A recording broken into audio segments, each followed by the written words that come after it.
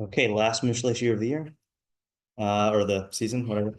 Mishlei 1530, part 2. Me'or Einayim Yesamach Lev, Shmua Tova Tadash and Atum. So we didn't go back and check this, but the eyes illumination, or the illumination of the eyes, will gladden a heart. And good news, or literally something good that is heard, will fattens a bone. I guess will fatten a bone if we want to be consistent. Did not want to do that. Will fatten a bone. Okay. Our questions. What is the subject of this pasuk? 2, what is the peshat of Me'or Einayim? Is Einayim the subject, meaning that the illumination that the eyes provide, which was based on their theory of sight, or are they the object? The eyes are being illuminated by something else. Or is just Me'or Einayim just an expression for being happy, like his eyes lit up? 3, what is the peshat of Tadash and Atim? A fattened bone, is that a reference to strength or health, or is just the whole thing a mashal for like being happy? Like it's a real bone fattening moment. I don't know. I don't know. Again, it's weird because we don't have these idioms. 4, what is a shmua tova? Is it good news, which is shmua is often news, or is it some other good thing you hear like Torah? Oh, I forgot. This is the sweet spot with the air conditioning in the summer. Okay, good. That's what I needed. That really fattens my bones. 5, is there one thing that is both Me'or Einayim and Shmua Tova, or are these completely separate categories? And then 6 is the ABCD question. Is it plain shot is that Me'or Einayim Davka is Yisamach Lev and Shmua Tova is Davka Tadash and Etzem, but we know that Mishlei can do it where Me'or Einayim and Shmua Tova are both Yisamach Lev and Tadash and Etzem. And then if it is Davka, then why that specific 1-to-1? 7, what is the relationship between the two halves? Okay, this was kind of a bunch of questions crammed into one. If they're not opposites, what is the opposite? Or what is the havmina and which clauses is it on? Or where does the chiddush come from? Is the chiddush in both clauses, or is it in the comparison, or is it just in the second clause, like Sadigon, who says, just as Me'or Einayim is a samach lev, so too Shmua Tova is Tadash and Etzem. 8, what would we say about something that dims the eyes or something that's a Shmua Ra'ah? 9, who's the audience? 10, what is the practical application? If the application is seek out Shmua Tova, then how? Especially if Shmua Tova is good news, right? You can't like just dafka seek out good news. Okay, so we had a full approach from Ezra Feder yesterday, which is basically when you hear something, was that how we started off? When you hear something good, you get a Me'or Einayim effect of lighting up your eyes, which is Yisamach Lev. But Tadash and Etzem is referring to a more like objective, lasting benefit. And so, right. So there are people who relate to good news that they hear and fixate on the immediate pleasure. I kind of want to just try out a different take on the same core idea. I wonder if you could just say that with both hearing and seeing things, there are two pleasures. There's the immediate pleasure of the sensory stimulus and all the like emotions that are brought up in that moment. And then there's the like contemplation of the objective benefits of the thing.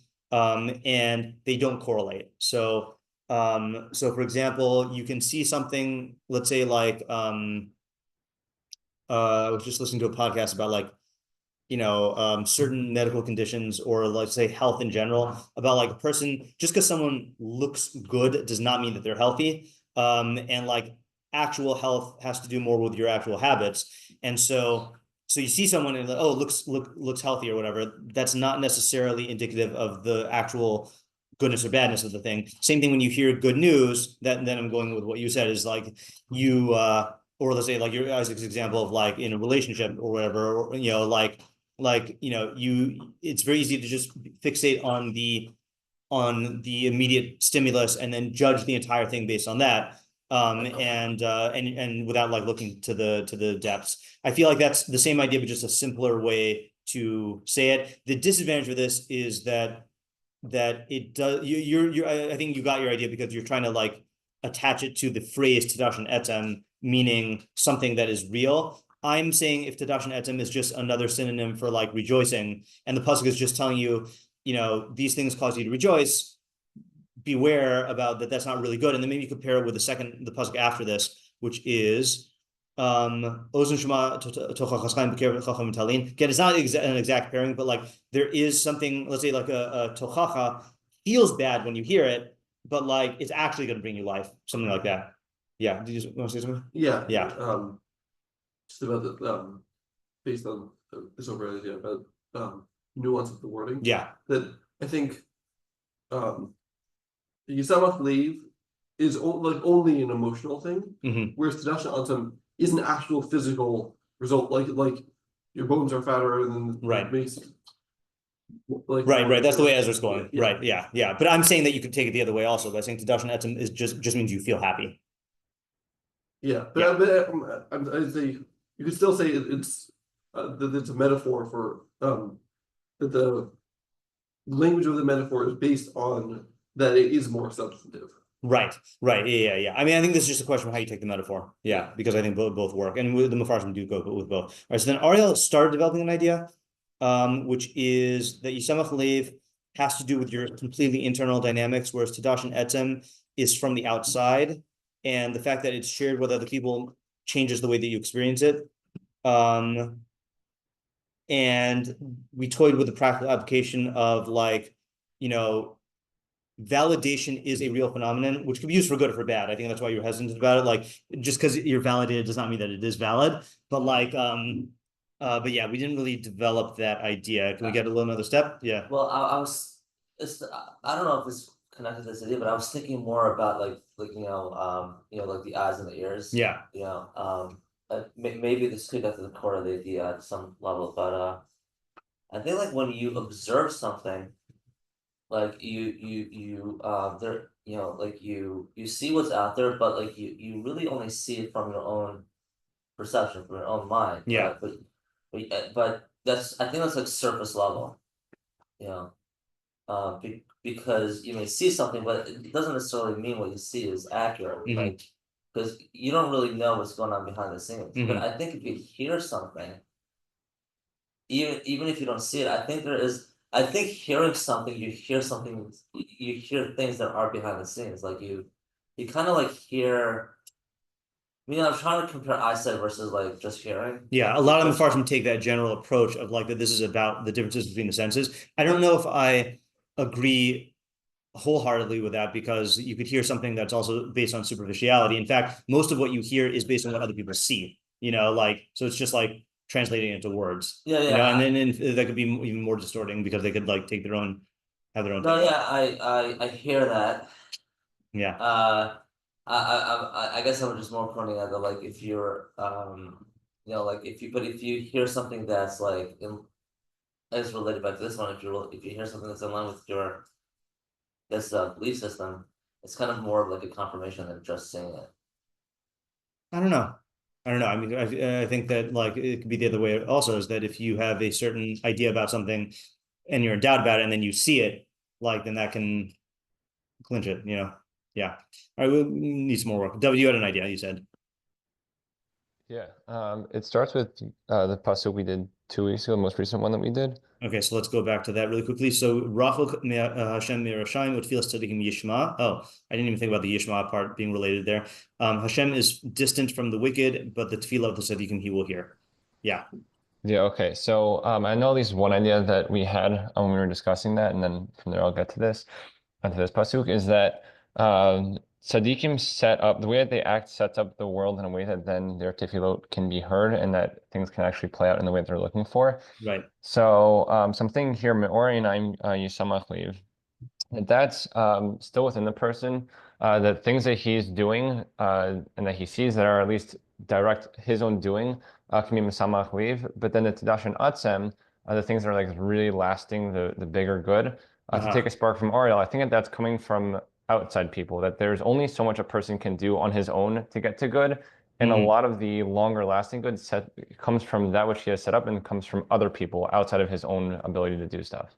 Okay. All right. I like that approach. Okay. So let me just try to get this down. So David connected to Mishlei 15:29 is that we said that the reason why the tefillos tzaddikim are heard is because they're actively working to shape themselves and the world to bring about those goods.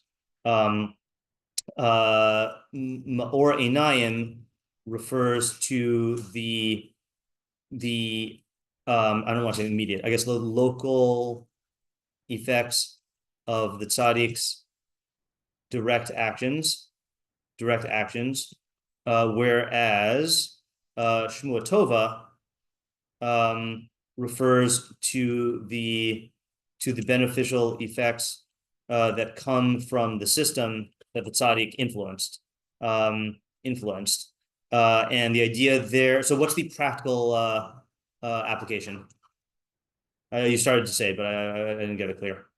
I think for one, just simply like setting up the system. I think recognizing that it's not only me that can do all the work for me, and so it's important to set up things in a way where other people can do things that will be of benefit to you, because that's what's really going to provide the lasting benefit. Okay, yeah, all right. So I have a real world example for this. So I think, especially when I first started teaching, then like my sole focus was on what I am teaching my students in this class. And then once I became part of a system in Shalhevet specifically, then I started realizing how important it is that like what I'm doing has to factor in what other teachers are doing and what the school is doing as a whole. And then once we coordinate, or even once I take that into account, like I can do much more because that's how systems work, is that everyone's doing their part. And so I do think that there is I'm not going to call it like a rookie mistake. It's more like a developmental stage where, let's say, the chacham is only concerned with the long-term effects of his own actions, and is not taking that into account. But the tzaddik is going to be looking at both and realizing that he can't do it on his own. Yeah.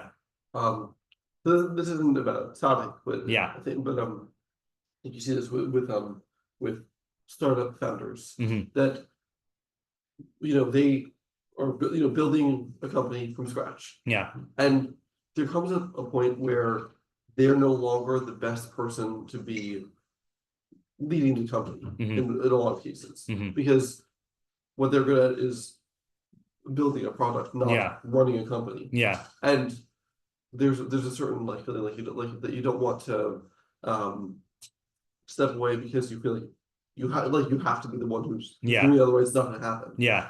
And I think this is talking, and so then that lends up with that idea that you have to step away, right, and let other people continue on what you've built. Yeah. And then the good news of it going well is gonna fatten your bones. Yeah. That raises a question in my mind. I'm just gonna throw this out here because I was thinking about it this week. Is that I gave the graduation charge to my Nija class of 2025, and so the theme that I chose was that they're not Avram Avinu's, they're Bnei Avraham, and that there are two different kinds of personalities. There are or not personalities or roles. I mean, it could be both, but like there's the founders, and then there's the people who take what the founders discovered or established and then like give it a lasting life, that goes on. And so my question, this is just an open question on Avram Avinu, is like, I'm just wondering what those qualities are that are needed for the Bnei Avraham, and I don't want to say like, was he up to the task, but like, what are the limits of what Abraham could accomplish on his own without, like, let's say you gave Abraham a lifespan of Noah, right? So could he have accomplished like a starting of Klal Yisrael, or do you need someone separate in that second role? Either because of how people associate to them or because of what they do as let's say I was listening to a thing about the difference between Steve Jobs and Tim Cook, and like, both of them are very, very capable, driven people, but Steve Jobs was the visionary and Tim Cook is like the nuts and bolts, like continuity, person. And those temperament, like Steve Jobs arguably could not do what Tim Cook is doing or has done, and Tim Cook can't, so just open question on like the roles of the founders. Yeah. I mean, I think you see this with emperors. Yeah. Like they build an empire. Yeah. And then it doesn't matter how long they live, once they're gone, Yeah. it usually falls Right. apart. Right. Yeah. Yeah, that's good. A good example. Okay. Why are we bringing a Sadiq in this pasuk right now? Because When was David got it that? from the previous pasuk. Yeah. Okay. So I know I said that I want to go back to Metzudas David and Rabbeinu Yonah, but yeah. I just have overall question about Yeah. Mishlei. Yeah. When you have a pasuk with opposites where it's the bad and the good, Yeah. is it always that the bad is the first half? No. Okay. Yeah. I say that even without checking, but I'm pretty sure the answer is no. Okay. If someone disproves me, it should be pretty easy to disprove me. If it's false. I wanted to, so I noticed that a lot of the Mefarshim, for this one, draw a hard line between the pshat and let's call it non-pshat, whether that's drush or whether it's derech nister. So the derech nister ideas all seem to be about various forms of knowledge, but I saw a couple of Mefarshim who talk about the pshat. So I kind of want to do those first. So Rashi, okay, Rashi says, well, he does both, but Rashi starts off with saying Orinaim is Batorah and Yisamach Lev Kishasholim Mimeno Davar Viodeh Lahashi. When someone asks you something and you know how to respond. Okay, so let's leave that aside. Then he says Ulfi Pshuta, which implies that the first one was not pshat, Kamashma. Pshuta was Kamashma. Davar Shu Tava Lamare Einayim Mitzachseach Es Tugas Halev. Okay, so something which is I don't know, I know taiva is usually lust. I feel like a delight to be seen. Like I feel like he's quoting meaning something that is desirable to see, basically, right? I don't think like lust is what he's talking about here. So that can have the effect of mitzachtzech as tugas alev of I don't know the literal translation of mitzachtzech, but like purging or removing the depression of the heart. Kagon ganyerek, like a garden. A vegetable garden, unaharos hamoshchin, and like rivers that flow. Yeah, right. Okay, so anyone associate anything in the Rambam? Yes. Yeah. We talked about a person's depressed. Yeah, right. Okay, exactly. Yeah. So Shimon Prakim. So he says in Shimon Prakim chapter 5,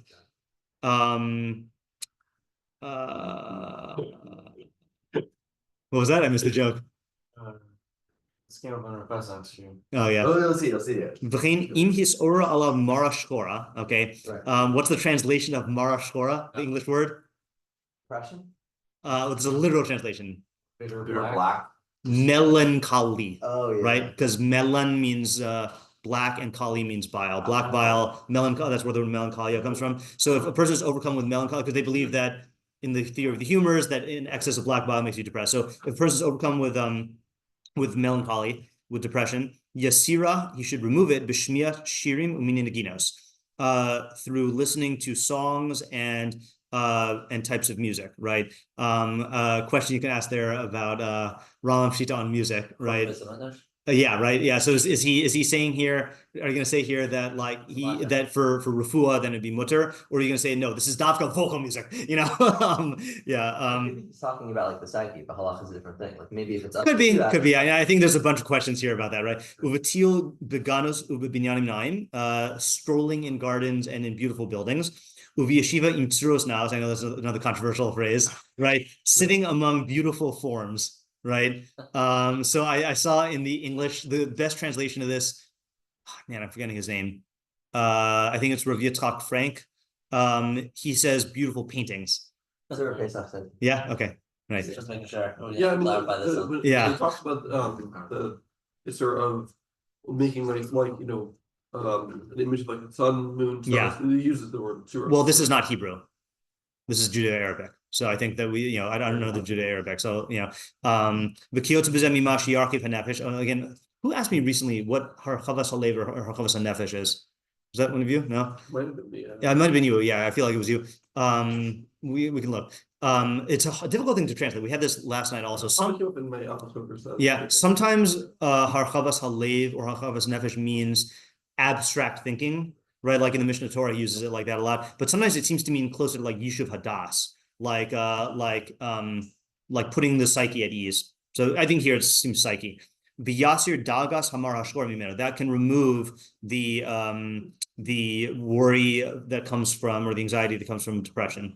Fine. Okay, so that's the Rambam there. And then similarly, or maybe not similarly, the rid. Look, we got Rashi, the rib, we're reversing the Mishlei tier rankings here. Ma'orinaim mitoch sheroe be'enav inyanim shehim noach lo, because he sees things with his eyes that are pleasant to him. Kagon bayis na'ev v'chafetim na'im, so like a nice house and nice objects. Yismach libo, or Yismach libo, maybe Yismach libo. Yeah, yeah. All right. So I'm not saying that Rashi and the Rid and the Rambam are all the same, but like, so pshat here. Let's get pshat here. Is that if we're talking about, so pshat is that beautiful sights can make you happy, and presumably he would say this, hearing nice things like music can like music is a good example of this, can also make you happy. Okay, right? So what's the like that's a shmua tova? I mean, he didn't say, Rashi didn't take a stance on Shmuel, right? But presumably he's going to say the same thing, right? Like that's something that you like, that is nice to hear, just like something that's nice to see. So the question, so he's just shot is seeing nice things and hearing nice things can remove sadness and depression. Okay, so the question is, what's the practical application? Yeah. It's not really explain it. Yeah. Can I ask another question? Yeah, I would say. Another question. Can I Yeah. ask another question? Like, what's so like this pasuk seems to be qualifying like a qualitative difference between the two, but he's not really taking that up. I don't know if this is necessarily saying a qualitative difference. I mean, this is just two examples. The bones and No, it could be synonyms. Not synonyms, but just like two examples of the same thing. That happens a lot in Mishlei, you know? Okay. Yeah. Yeah. I mean, this is like Metzudas David's favorite phrase is kafel adavar b'mila shonos. That it repeats the same thing in different words. Okay. That's his favorite, yeah.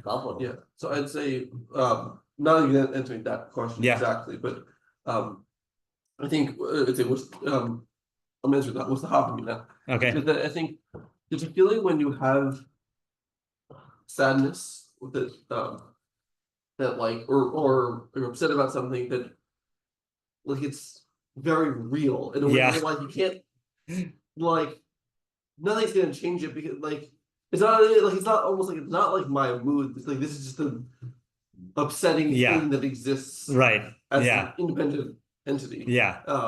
But then it's saying, seeing nice things, hearing nice things can make you feel better, even though the reality of the thing didn't change. Okay. That's a good idea, right? I know what the hobby is. Okay, let me get this down for us one second. So there's a Hava Amina, that when you're feeling sad or bad or depressed, that the feeling, that this stems from something like substantive, permanent, real. Okay, and I'm going to say, and sometimes it does. Okay, I think this is an important thing. Okay, but sometimes it's just the mood, aka the funk, right? That you're in, and it can be removed through surface level like remedies. I had this happen yesterday. Is that I was in a particularly this doesn't happen a lot, but I was in a particularly upset mood about a parent. And when I walk to and from yeshiva these last couple of years, I typically don't listen to stuff. I feel like the walk itself is a good way to like clear my mind, but I needed to listen to something, to music, to specific music, to like deal with that, and it worked. So like yeah, sure. I think the other argument is like, look, it's possible, like if you're suppressing these feelings, suppressing this emotion, suppressing everything, and just shoving it down, and just like maybe oh, I should now just maybe immerse myself in learning Torah because it'll it'll fix all problems. But this is a psychological point. It may if that's right. the type of person you are, but like for the masses, it could be destructive. And I would. Never, I'm not gonna say this. Maybe if you pause it. Okay, hold on a second. It's engage in something like Torah or something like objectively good, or important. Okay, and so Kamash Malan is that sometimes you can fix these problems through superficial emotional solutions, But right? but now the question is, why are those solutions better than the others? I mean, better So- than Torah, because doesn't Yeah. shouldn't So Torah I mean, okay. I mean, the way I'm understanding it right now, and you can have a different answer, is that like it's not that it's that one's better or worse. It's that there are different kinds of problems and there are different kinds of solutions. So let's say like for long term happiness, Torah is obviously better. You can't get happiness from just listening to the music. Yeah. I don't know. What? Did you have an example you wanted to share off record or Yeah. not? Okay, hold on a I second. was Hold on. Oh, Yeah, David. Yeah, then maybe what's the practical application then? Yeah. Is I think if a person's in this down state, they should stop for a second and note what is getting them in that bad state. If it's something that's just simply like a bad mood, then go for something that's going to just illuminate the eyes. And if it's something that's actually like a more deep systematic or something like that type of problem, then try to push yourself towards something that will be a shmuah tova, like actually do something that will be maybe a practical change because something is not going right overall in your life. So you're differentiating between the two halves. Yes. Okay. Yeah, I think that's true. I'm gonna also just say I'm gonna say alternatively, you should not hesitate to try these solutions out if they're not costly in time, money, effort, etc. Because if they work, then they'll work. So again, like another example of this is that I've heard of that people do. Sometimes people find that just exercising can just completely clear whatever bad state you're in. So you don't always need therapy. yeah. When you do, but if not, you don't. Yeah. I actually disagree that you should be trying to diagnose which kind of state Yeah. you're in, because that's exactly what I was saying the Havamina is. Yeah, right. There could be a thing where it really is a thing that's a harm or bad, but it doesn't mean that you're going to be that. And I think then if you're trying to diagnose it, you'll say, then you'll conclude that no, this is a real, actual bad thing. Right. But sometimes even if there's a thing that's bad, you can clear the way that you feel about it. Yeah, Right. but why Whether would you like you diagnose that? Maybe you should diagnose it, but if it is a bad thing, then you could handle it in a different way. But yeah, well, that doesn't mean that you shouldn't try to address the actual harm. Right. But Aviva and I recently were talking about. There was something we were talking about that we were both upset about it, Yeah. and we were like, and we were also talking about. We also were talking about how we should get out of the house and go do something, and then we did. Yeah. And we both felt much Yeah, better, right, even right. though the thing was exactly the same as it was before. Yeah. So just bottom line here is people think you should always treat the underlying cause and not the symptoms. But sometimes all you need to do is treat the symptoms. I don't know why wouldn't you treat the underlying cause? Because if I you don't don't know. need to, Yeah, then but how do you know if you don't need to? If you don't that's what I'm saying. You try it out, and if it's not working, then you treat the underlying cause. Yeah. It could be also that it could be a mix, like if you're in an emotional state, so you could listen to music something to get out of that emotional state. Yeah. And then you'll be better geared towards fixing the underlying Right, that's a good problem. That's a good doesn't come point up also. again. Yeah, right, Yeah. right. Also, sometimes you need to treat the symptom in order to be able to treat the underlying cause. I mean, a good example of this is like there are people who are very resistant to medication for mental health issues or psychological issues. And part of, I know there's different kinds of objections, but I'm not saying that they're invalid, but one category of objection is like that's not a real solution. Well, sometimes if you're so depressed that you can't even pull yourself together to be able to manage your life and then go to actual therapy, so then you won't be able to do this. You need to treat through medication so that you can be able to treat it in a way where you can get off of medication. Like that's a route. Yeah. Yeah, I have two more examples. Okay. One is recently I was very upset at my mentor for something he had blamed me for something that I had actually done right. Yeah. And I was actually very angry, and I knew I needed to get myself to be less angry so that I can talk to him. Yeah, that's a in good example. productive way and Right. not making it more Yeah. a problem. Yeah. See, and just pause here for a second. That's a good thing, right? Now, would Freud say you should work out all of your underlying issues to No, so but you don't that's just different. so you don't get angry? Yeah, ultimately that would be the goal, right? But on a day-to-day thing, if you can address it so that you can solve the problem, then yes, it's not like a mutually exclusive thing. No, but Yeah. but that is the process of tackling the underlying. No, issue. it's Something- not. It's Dabka not. No, he did not. You did not change your Can I explain personality. to you why I think that is now before you No, argue? no. Let me explain to him first. Is that the reason why you get angry? Other people in your situation would not have gotten angry Yeah. at all, right? So there is work to be done either in perfection or in terms of psychology, in terms of your upbringing, in terms of your relationship to your parents, that theoretically could have been done so that you wouldn't get angry in the first place. And no one's saying that work shouldn't be done, but that's what I would mean by saying treating the underlying cause. Yes, Ariel, what do you want to say? He removed himself from that situation and then went back into it in a rational way, but he still tackled the underlying issue.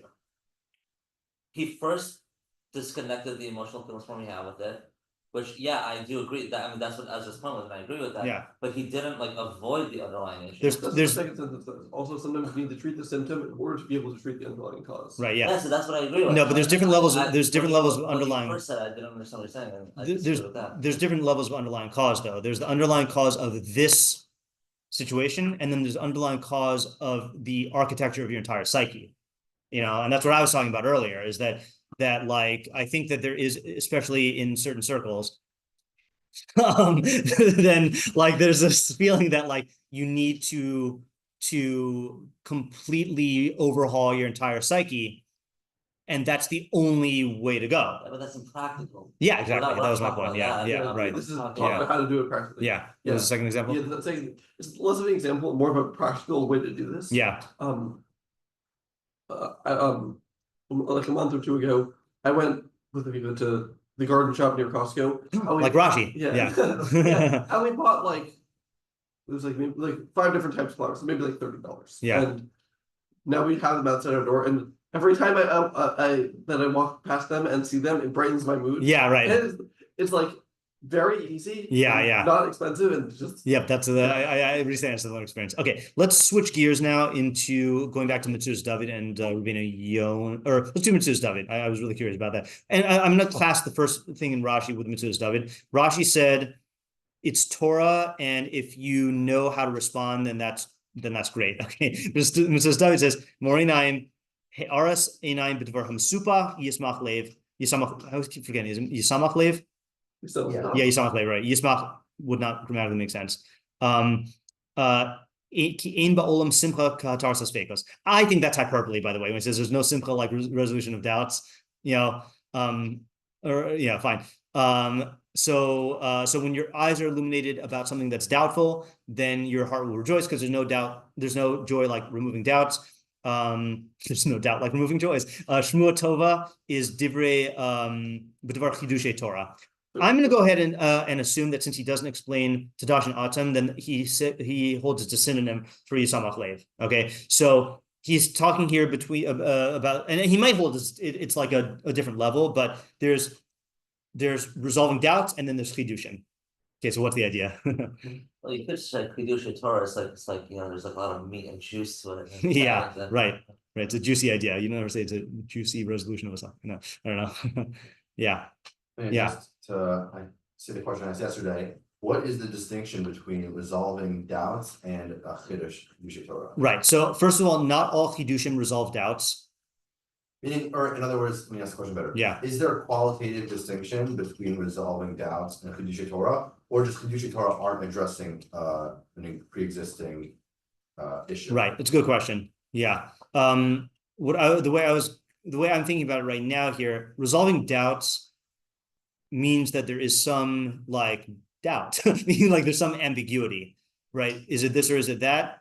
And the removal of a problem has a certain attendant pleasure, but chidushim can just be a deeper insight into a thing that was not necessarily doubtful, but like a deeper level of understanding. When you say it's not doubtful, does that mean if you ask the person, can you explain this? They'd say, oh, I don't know what this is. Yeah. So is the doubt just from the human perspective, or is there a level of knowledge of just something without further clarity, but it's not in a state of doubt? Yeah, I do think that's what I was trying to say. What chiddush is I do think, let's say like in Svara, I think we're familiar with this, that there are levels of depth of Svara that don't necessarily need a doubt. Certainly experientially don't need doubt. Maybe you can argue that like a person could, through questioning, show that something is not being answered or something is not being resolved. But I'm saying experientially, we've all had the experience of you have an understanding of something, and then someone shows you a deeper idea, and you're like, wow, that's like an amazing idea. That's what I'd say is associated with the second half of Rashi. So it's not the removal of a doubt, it's just a chiddush. I was saying, in terms of the knowledge, is there really any distinction between resolving doubts and having further chidushim, which arguably further clarifications and ideas? Yeah. Or it's just in experiential? I don't know. I want to say that it doesn't matter that he is talking about experience, because the pasuk is definitely focusing on the emotional experience of the thing. So I think we don't have to get into epistemology here. Fine. Yeah. Yeah, Ara? Yeah, I think there is I think maybe the difference is if you resolve a doubt, it's I think it's like a certain consistency, to man, Yeah. which is good, Meaning that we crave consistency, and if there's yeah, doubt, you it's can't just have that. Yeah. it's just we it's just along with human nature. We Yeah. want if everything makes sense, and if it makes sense, then like we can live our lives, without any contradictions. Yeah. And yeah, there is something fun about tackling the inconsistency and Yeah. resolving it. But will that really like enhance your life like a chiddush? Yeah. I don't know. I think a chiddush is like a new insight that you can use to change your lifestyle. Yeah. You know what that kind of reminds me of? This is not exactly the same, but it kind of reminds me of this is, I think I mentioned this in a shiur recently, that someone asked a philosophical question in a shiur, or raised a philosophical problem, or like some like kfir or whatever, and this is in Rebbe's shiur, and someone in the audience offered an answer, okay, and Rebbe said something to the effect of, that's just a dama shatashi vlapikoros type answer. It's not a real understanding, and you're saying that there is a place, and there is a type of Talmud Torah which is polemics, I guess, like a damash tashi lapikoros, like being able to rebuff the opposition or like answer up the questions, but that's not the same thing as like gaining knowledge of Torah that really enlightens you. And like, so I think that people are bothered by questions, or bothered by the inconsistency, or bothered by the contradictions, and like you can remove that, but that does not necessarily mean that you're really like gaining an understanding of the thing. Yeah. I don't necessarily think that's the type of answering that was talking about. I think that it's like, I'm reading it as like when you have like a real answer. Yeah. Which that I think questions naturally bother people. Yeah. And getting it really answered is very satisfying, because it's and like it replaces that like pain of not knowing what of being like in a state of question. Yeah. With like a feeling of real understanding. Right. Yeah. Oh, That's here what I'm saying. is that what? Isn't that what I'm saying now? I was disagreeing with what you were saying about it being a surface level thing. Yeah. It doesn't have to be surface level. I want to give another example of this for Moshe's idea, is that there are many areas in knowledge where you take a significant step towards understanding a phenomenon without answering the question. And that could be a chiddush, but it's not removing the suffix. So for example, spoiler alert, I think next week, I'm planning to release an article where one of my students at Nija asked, maybe I told you something about this, asked basically like, if the Torah's chronology is correct, that like Adam lived like, close to 6,000 years ago, what do we do with, and in Gan Eden, what do we do with all of the evidence of like civilizations that seem to exhibit Tselem Elokim behavior for tens of thousands of years, how do we like explain that, so I gave an answer, and then Rav Pesach wrote an essay to answer, and And it was interesting because neither of us fully answered the question, but it's a thing of like, what's the idea that you have and like what remains to be resolved, So like we're not removing the suffix entirely, but each of us is suggesting a real idea or chiddush, and like that's so they're on separate tracks is what I'm trying to say You here. say explain, but when you say that step is explaining something, Yes. so in a sense, meaning, would you say that's partially resolving the suffix? Meaning it's. You could frame it that way if you Yeah. want. I'm saying though that if you're dealing with the question of, but I don't have a full explanation, Yeah, like I think then that's I I think you yeah. don't get the simcha of the Torah, so to speak. Exactly. Yeah. obviously Right. experientially. Yeah. I just want to really quickly read the Malbim. I know we didn't do Rabbeinu Yonah, but I want to read the Malbim. This is interesting. So just really quickly. Oh, I didn't do Rav Sheshes either. Okay. So Rabbeinu Yonah had said that the sense of sight is. Wait, which one did he say? Oh, sorry. The sense of hearing is better than the sense of sight in terms of knowledge. Okay. But the Malbim, there you go.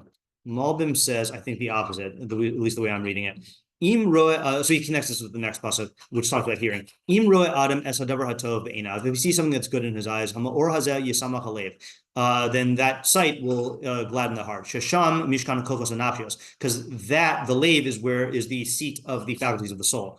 V'hashmua tova sheshomea merachok rak tadashin etzem. But hearing something good from afar is only Tadashin Etzem. So he's learning Tadashin Etzem as a lower level in Samach Lev, which is kind of the opposite of what we got. Sheim binyane haguf v'kolchos hagashmios, and the Etzem is the underlying structure of the body and the bodily faculties. The Simchas Halev gadol midishon Etzem. Simchas Lev is greater than Dishon Etzem, v'ruchani v'na'alem mimenu, and is more exalted than it. Me'asher Halev mimeno totos chaim l'chol haguf, because from the Lev come the I don't know, totos chaim for the entire body. Therefore, an ear that listens to the rebuke of life, a person should not be content with hearing from afar. He should dwell in the midst of chachamim. Liros es hachachamim atzmam v'liros ma'aseim. So a very clever move that he did, in order to see the deeds, the actions of the chachamim. To see the chachamim themselves and their actions. He's combining with the next pasuk. He's combining with the next pasuk. V'gado shimusha shel Torah yoser milimuda. I think that's a quote from Chazal. I didn't look it up. That Torah apprenticeship is better than Torah learning. Okay, shimush here is being used in the sense of like attending to Talmid Chachamim in terms of like learning from them on the spot. Ki re'iyas ha'ayin po'eles yoser mishmiyas ha'ozen, because the seeing of the eye has a greater effect than the hearing of the ear. That the seeing of the eye will bring joy to the heart. So yeah. I was trying to say the opposite. You just Yeah, right. Rabbeinu Yonah seems to say the opposite. Yeah, right. So it is interesting. I mean, I think this is more in line with Mishlei. That with Mishlei, you can hear ideas, but seeing it makes it more real to you. And hearing ideas, I'm classifying also as learning Mishlei, because that's just hearing, but through reading. Is that there's one level where you're hearing ideas and you're getting it on an abstract intellectual level, but then there's another level where you're actually like seeing it play out. I know that's not the same thing as seeing the chachamim, but like seeing the idea in action, seeing it through a real world example is going to have a greater impact on you. So that's maybe it's not what he's saying, but that's what it inspired in me. Yeah, it's interesting because arguably, if you just see it but you haven't already learned it, then it's not going to have any impact. Correct. Yeah, right. So yeah, that's a good point. Is that has to build off of the underlying base of the seeing. Another thing also, if anyone finds this, let me know. I could have sworn I read a Rabbi Lord Jonathan Sachs thing where he said that it was, I thought it was in the book, The Great Partnership, which I only read half of, which I've been meaning to reread because I think I didn't like parts of it. I think he says something like Judaism promoted a more hearing-based approach to knowledge, whereas Greek philosophy approached a more seeing-based. And I think he used that to explain basically like Torah Sheba'al Peh is essentially a herd phenomenon and like Shema Yisrael, whereas in the Greeks developed empirical based sciences, which Judaism did not develop. If anyone finds that, let me know, because I thought it shed light on this, no pun intended with the shedding light thing. Also, I just wanted to mention, just because I had an idea based on this, but Internet Archives. Aristotle's opening of Metaphysics, which I've only read the first part. All men by nature desire to know. Famous line. An indication of this is the delight we take in our senses. For even apart from their usefulness, they are loved for themselves, and above all others, the sense of sight. For not only with a view to action, but even when we are not going to do anything, we prefer seeing, one might say, to everything else. The reason is that this, most of all the senses, makes us know and brings to light many differences between things. Now, maybe this is from the Greek way of looking at things, but he's saying basically that there's an intrinsic desire to know, and the raya for that is that human beings love seeing things, and a baby will love just like looking at things, and that there's a greater joy from seeing things because the sense of sight is more attached, is more related to gaining knowledge. And if you, there's two genres of videos that I think are like, not rayas to this, but maybe like are related to this, is when you see babies who have bad vision and they're given glasses and like they could see their parents for the first time. Like it's amazing. And then also the other one, I think you didn't have this experience, but in Chroma with the people who are colorblind get the glasses and then they almost always burst out crying, of like there is something intrinsic about like seeing that's like very connected to knowledge seeing. I don't know if that's why they cried, but like, Yeah, it's about babies loving things. I'm getting to see that first. And it's shocking how happy it makes them. Like we took her to the grocery store and she'll just be like hysterically giggling and like with happiness because she's just seeing lots of new things. Right. So I'm bringing this up because there are Mefarshim who delve into that on this pasuk about the relationship between the senses and knowledge, but we didn't really get a chance to go into that. Okay, good year of learning Mishlei, and I think for me the greatest gain really was. Shout out to Rabbeinu Sheshes Ben Yitzchak Grondi. What I want to do, sorry, that's not him. This is him. Is that what I want to do this summer? This is the first summer in a couple of years that I'm not giving Mishlei shiur. One of the projects I want to do is I want to learn through him on the first 9 prakim of Mishlei. Okay, and because my problem with the first 9 prakim of Mishlei is it's so hard to learn, but because he takes this thing of going throughout all of the from the flow, like paragraph to paragraph, I have high hopes here. So we'll see what I come back with if I succeed in that. Yeah, I was gonna say that I think the Malbim was a good one this Malbim idea was a good one to end off with because we were talking about how there's so much only so much you can get just by hearing things, but you have to actually go out and so that is good. Great way to end it. All right, great Mishlei, everyone. Thank you. Thank you.